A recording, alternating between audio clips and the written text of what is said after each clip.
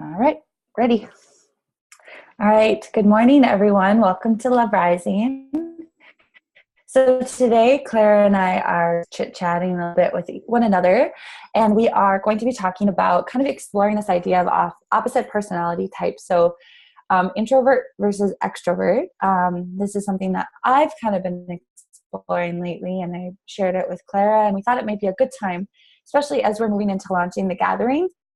Because the gathering is going to be a great place for where we're going to see some introverts and some extroverts, and we're all going to come together and kind of challenge each other to step out into the different personality in a really good way. And I think as I was thinking about this, it really makes sense that we do need to do that, and we do need to collaborate with people in our life who are the opposite, because there's so much to learn about whether you're an introvert, what you can learn from extroverts, or if you're an extrovert, what we can learn from an introvert. So we're definitely going to dive in a little bit.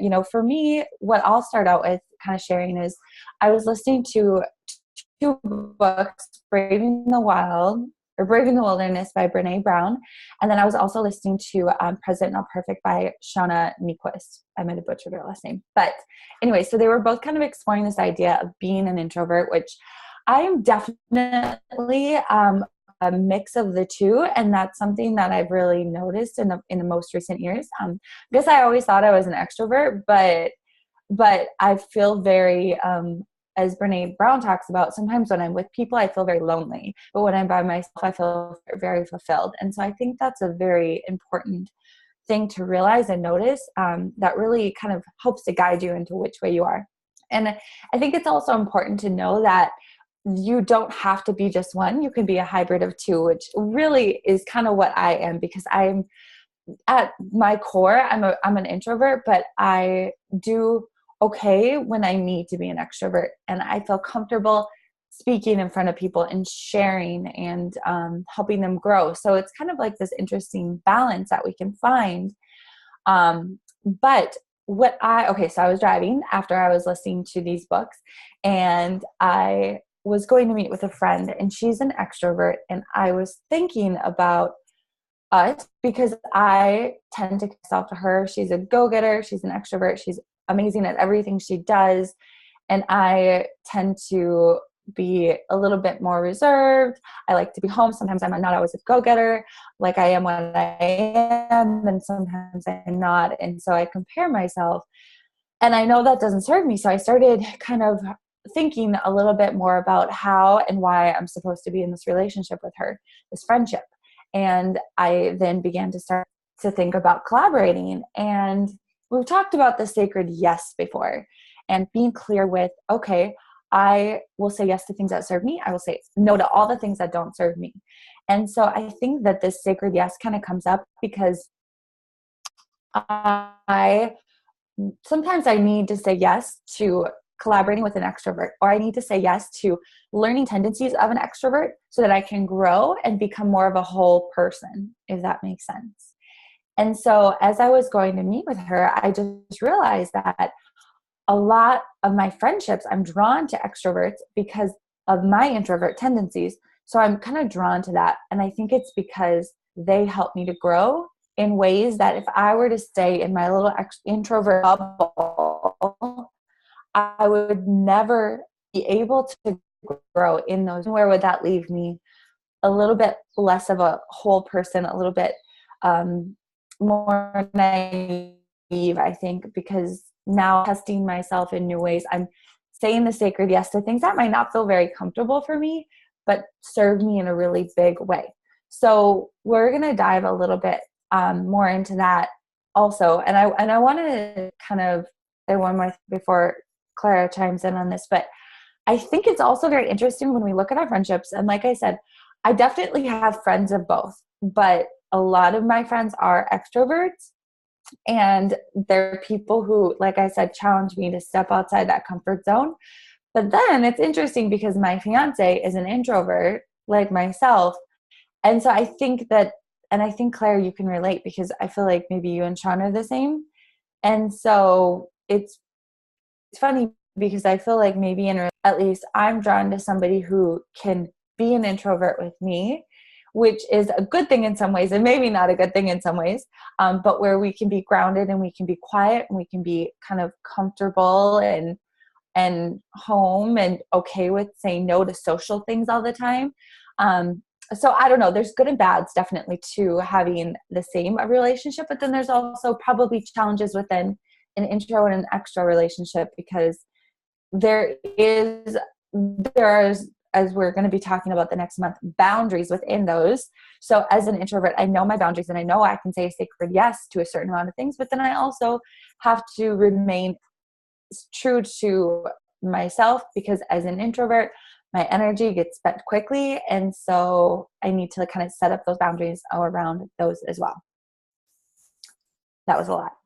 No, that's great. I mean, I think it's all like insightful, and Kylee sent me some ideas of podcasts for us to do, and this was one of them. And I just thought, what a cool thing to explore, because I've definitely explored it a lot. I was gonna talk a little bit about a story with this, and something that has been come up in my life a lot as someone trying to build a business, multiple, and figuring out how to put myself out there as someone who has told myself for my entire life and been told that I'm an introvert. So my sister, the short story is my little sister, always super like outgoing with people. There's this particular moment, and we have these moments in our life. So if you have a clear idea of like, I'm an introvert or I'm an extrovert, and you have that idea in your mind, imagine, like, try to think back on where that came from. Like, yes, there's tendencies and there's personalities and stuff, but where did it come from? And when I look back on mine, we were camping at a campground, and Michelle, which is my little sister, she was going around all the different campsites, like making friends with the other kids that were there. And I remember my parents kind of looking at me and being like, why don't you go play? Like, they're probably like, get out of here. Like, what are you doing? And then my mom said something like, well, Michelle's so much better at making friends. And I think it was a side comment. It was never meant to hurt me. It was never meant to like do anything other than just an observation. But it like stuck. Like, I remember feeling in that moment like, oh, I'm bad at making friends. Like, oh, because I always was a very like scared kid. Like, I didn't ever want to like go to camp. Like, my parents would always try to make me go do stuff in the summer, like, basketball camp. And I never wanted to do it. I never wanted to go. Like, I was that kid at daycare that never wanted to go to school. I wanted to stay home. And I think obviously there's other reasons for all of this, and not necessarily just my personality type, but it was something that stayed with me, from that point when I was like 8 or whatever. And just like, oh, I'm not good with people, or I don't enjoy people, kind of, or like, I'm not good at making friends. And as I got older, obviously we have to overcome these barriers. And one thing I realized, like in college, I think, was that I was actually pretty good at making friends. Like, I have really good friends. I've had them forever. I have like long-term friendships that are pretty deep. So then, building a business and having to put myself in these situations where I'm teaching, I'm putting myself out there. I mean, I cannot say, if anybody's out there hoping to build a business, feeling like I'm an introvert, I can't do it. You can, but you definitely have to figure out how to put yourself out there. There's no way that you can build a business or do anything like that in that realm without just putting yourself out there on a consistent basis, through blogging, through podcasting, through meeting people.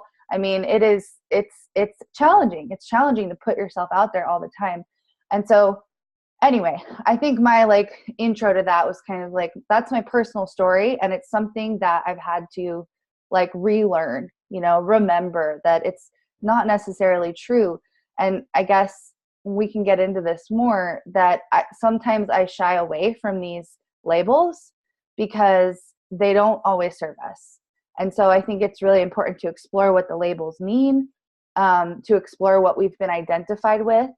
And like Kylee said, I think we change. Like, I think adults like as we grow up, I think we tend to get more introverted. I think that's pretty, or just more like, we realize we get our energy from, because really when you look at like, what's the difference between an extrovert and an introvert? Extroverts get their energy from other people. Introverts get their energy from being alone.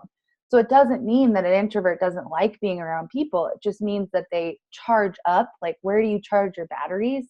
At home, right?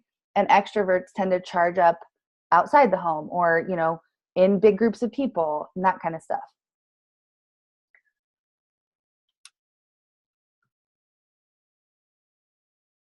You're muted. Yep. I think there's something really interesting there as well that came to me as I was kind of putting notes out. And I feel like, Clara, you might like this idea and may be able to explain it better because you're very good with words. So what I was thinking was that introverts, we have to be careful because sometimes the way we run from issues is by hiding in our homes and by hiding without people. And so sometimes we have issues with being in social settings or sharing our opinion, and we all have opinions. And so even if you're an introvert and you're not as comfortable sharing your opinion like I am, we learn that in social situations we are safe to do that. So as an introvert, I think it's important that you recognize when you're actually needing to be alone and when you're just running from anything that comes up when you're in social situations. And then conversely, for extroverts, I think it's really easy to tend to run from being alone and being quiet and the things that come up for you when you are in that space by just being with people all the time and being social and things like that. So I think that that's kind of an interesting observation that came to me that I realized, and that's like maybe something that even like levels the playing field a little bit. So like maybe there isn't a huge distinction between intro and extro. Maybe like we're using these personality types to run a little bit away from something that we're afraid of. Does that make sense? Oh my gosh. Yes. Yes. And that's exactly what I found like in my own life as I'm required to grow and to expand, that this identity and just really question every day, all day, does this thought, does this belief serve me? Like, does this label serve me? And that's what I've kind of come to find is that the label of introvert, there's certain ways it can serve, right? We can know more about ourselves. We can understand it's okay to recharge at home. But when it starts to get to a place where it doesn't serve us, where it's keeping us from expanding, it's keeping us from building relationships we want. If we're staying home and we don't feel actually good staying home, it's just like because we're scared, that's when we want to start questioning, is this label serving me? So there's a great example with doTERRA, which is a multi-level marketing company, network marketing company that Kylee and I both work with. And it comes up all the time on my team. I'm an introvert. I really don't like connecting with people. It's really hard for me to share oils. And as a mentor and in myself as someone who struggled with that exact same feeling, like I'm an introvert, I don't want to go out there and share this stuff with people and talk about this stuff. And I totally get it. But there's a certain level of success that can come from that. And so we just have to be really careful. It's not that one way is bad or wrong. It's just that we have to be really careful on, are we letting this belief like run us? Are we a victim of this label? Or are we using that label for good? Because generalizations are really helpful. They're a way to categorize. We need to have some sort of inlaid structure over life sometimes because it's so confusing and there's so many variables, and we can't just sit around and think about all the variables. We have to start to compartmentalize things, right? We have to say there's introverts and extroverts and people who like to talk in front of people and people who don't. Like, we have to make these polarities. But the truth is that you are an individual. I am an individual. Everyone listening is an individual, and they all have their own strengths and weaknesses. And the labeling starts to create issues when we hide behind them, right? When we say, I can't do that because I'm an extrovert or an introvert or an extrovert. And so I think, yeah, it's such a good point. And it's something that I'm looking at a lot in myself all the time, is like, is this personality trait real, or is it just something that's kept me safe that I'm ready to let go of? Yeah. Yeah, I think that's a super interesting point because it becomes comfortable, and then you do have to explore this idea of boundaries and then stepping out of your comfort zone, but not saying yes to everything that doesn't serve you.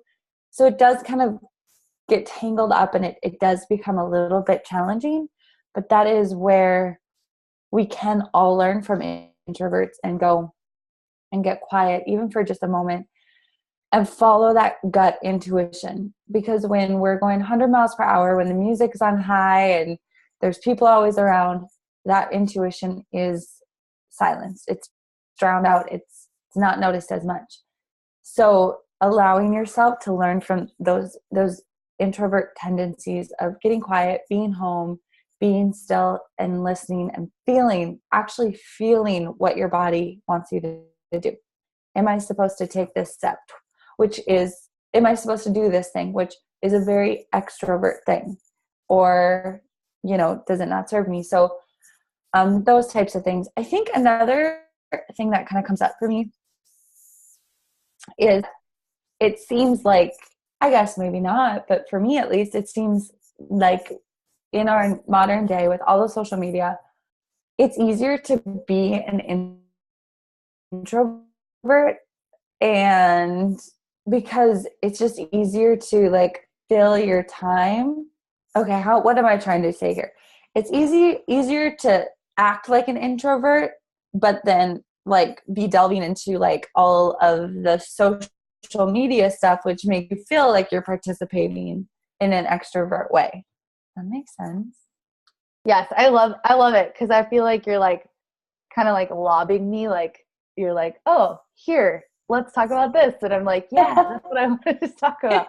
We're like playing catch, like it's like we got the same ball, like we're both on the same. Anyway, but yeah, no, but I definitely, like, that was another thing that just kept coming up for me when I was thinking about this, is that social anxiety is like so on the rise. Like, you talk to almost anyone and they have this level of social anxiety, and it's because, and I think that introvert label can really, again, not serve us when we're feeling socially anxious. And again, that comes back to like, when you stay home, are you really like, is it really juicy, and do you really enjoy it, and is it really like something you want to do? Or are you sitting at home not going to things, but then feeling guilty like you should be at things, and like you're in this place of like, ugh, like resistance and yuckiness, like, and that's not being an introvert, that's anxiety. Like that's an anxious, you said no to the party because you were anxious about going, but a part of you maybe actually wanted to.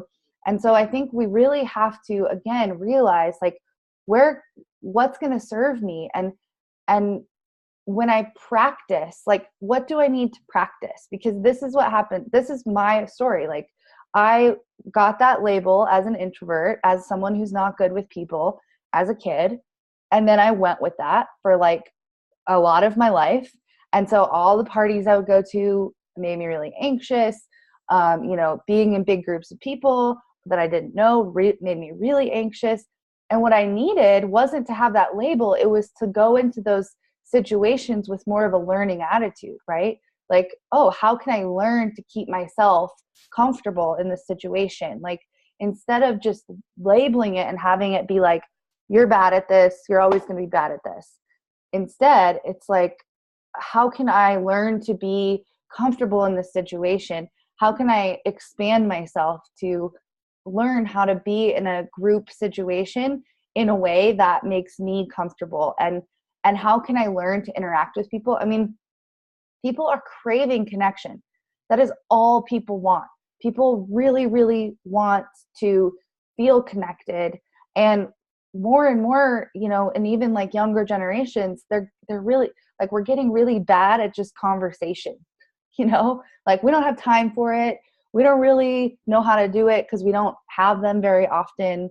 And so it's like one of the wonderful things, again, to bring up doTERRA in this network marketing, is that it's taught me to learn how to connect with people, not from a sleazy standpoint, from a literally like just wanting to connect with someone and spend time connecting with them. And I'm so grateful for that gift that it's given me. Like, because before that, it was just always like, but for whatever reason, it gave me the motive to actually start to learn. Like, I read books on it. I still read books on it. I listen to podcasts about how to connect with people. I practice. Like, every time I'm in a conversation that maybe before I'd be like, I don't want to be in this conversation right now, I'm like, how can I be present? How can I like actually want to connect with this person? How can I fall in love with connecting with this person? And the surprising outcome of that is it feels so good. It feels so good to care about people. It feels so good to connect with people with zero agenda. And we don't know how to do that anymore. Like, maybe people close to us, maybe someone that we have like a specific connection to. But anyway, I'll let you talk because I've been.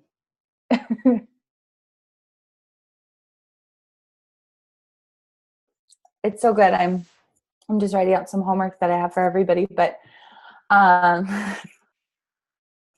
homework, even when it's us too, but whatever.